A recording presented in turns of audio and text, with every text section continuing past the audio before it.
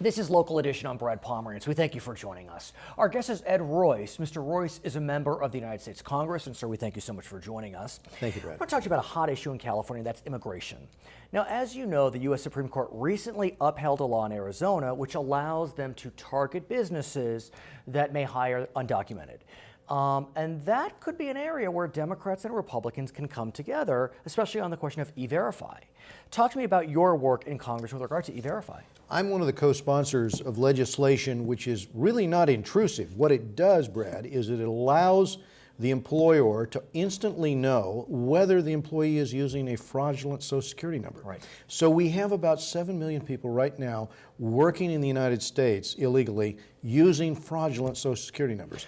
But what's interesting, if I may say, sir, is that there are some in the Republican Party, a lot of business interests who are very nervous about this. They feel as if it's going to hurt their businesses. They may even like having undocumented labor, and then you have some Democrats who are concerned about the civil rights implications. Sure.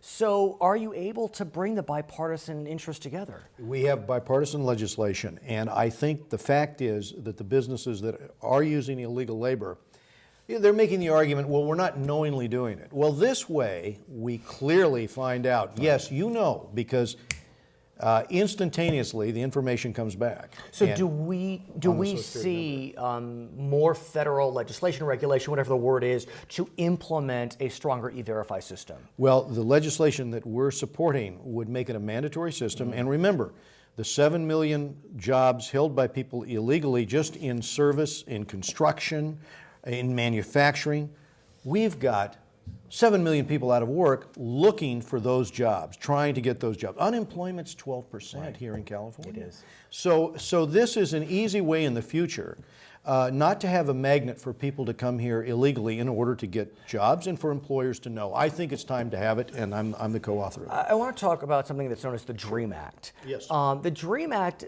parts of it were essentially upheld by the U.S. Supreme Court recently, as you know, as it relates to in-state tuition for students here in California.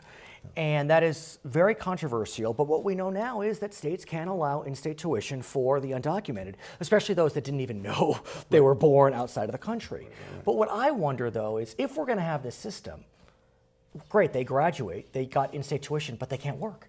Well, and there's a secondary aspect to this bill that concerns us, and that is it's written so broadly that anyone up to the age of 30 who comes to the United States and, let's say, takes a course in the community college or just takes one course, suddenly they've got amnesty. Now, how can you've got a billion people in the world, according to Gallup, who would like to come to the United States. How do you open a loophole like that? Even aside from the specifics of the DREAM Act that we looked at in December, if we do have a Supreme Court saying that a state can allow someone who just graduates from high school to get in-state tuition, but what good does that do for the student or for California if they can't get a job after the fact? Well, I understand the point here. And of course, what we really want to do is close off the magnet so that people do not come here illegally thinking that later they're going to be able to game the system.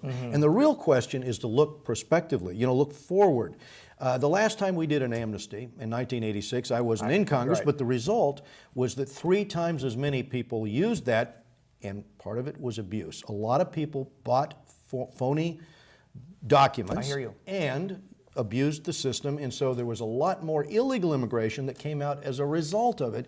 And in the future, people were encouraged to believe, if I come illegally, I can get involved in the next amnesty. Very difficult issues. Ed Royce, thanks for joining us. He's a member of Congress. If you'd like to watch more Local Edition segments, you can sign on to Time Warner Cable's Video On Demand, Channel 1, and then click on Local, then click on My Government. I'm Brad Pomerance. Back to HLN.